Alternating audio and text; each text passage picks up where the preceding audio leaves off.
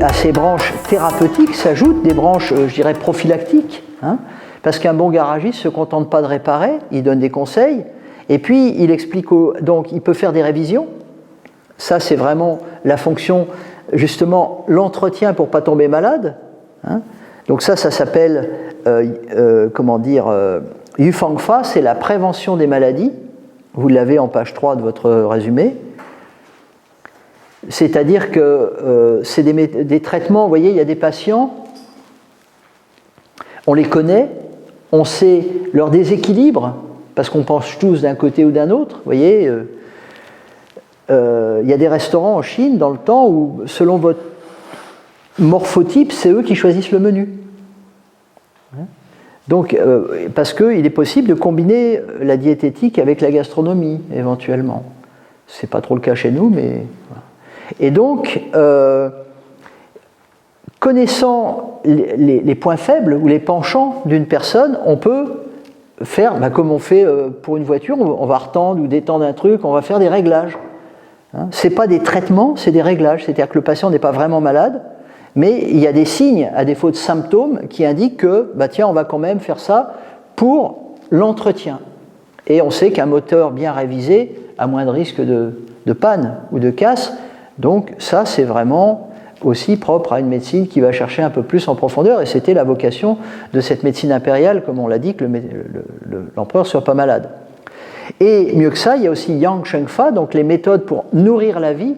Ça, c'est les conseils que donne le médecin au conducteur de son véhicule pour justement l'entretien.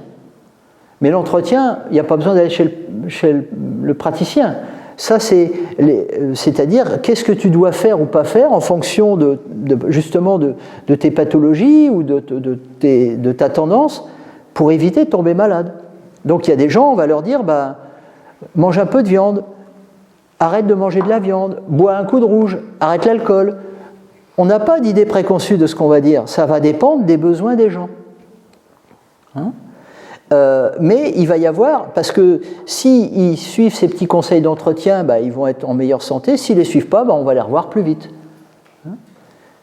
Donc vous voyez, il y a toutes ces... en fait, c'est un boulot de garagiste, si j'ose dire. Il y a toutes ces fonctions-là qui font que c'est une médecine à part entière. Un diagnostic, un traitement, des révisions, de l'entretien. Là, on commence à avoir un véhicule humain qui a des chances de rouler longtemps, heureux, en bonne santé. On n'est pas simplement dans le dépannage d'une seule technique qui va essayer de régler temporairement un problème en répétant le traitement à l'infini. Et regardez notre médecine, c'est des médecins aux pieds nus et en blouse blanche peut-être, mais j'allais dire, ils vous donnent pendant toute votre vie de l'aspirine si vous avez mal à la tête ou un antihypertenseur si vous avez de la tension.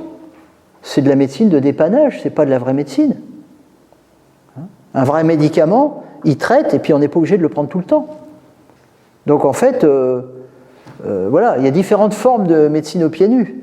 Et c'est même s'ils ont des belles chaussures parce qu'ils gagnent plus d'argent, ça ne veut pas dire qu'ils restent pieds nus dedans quand même.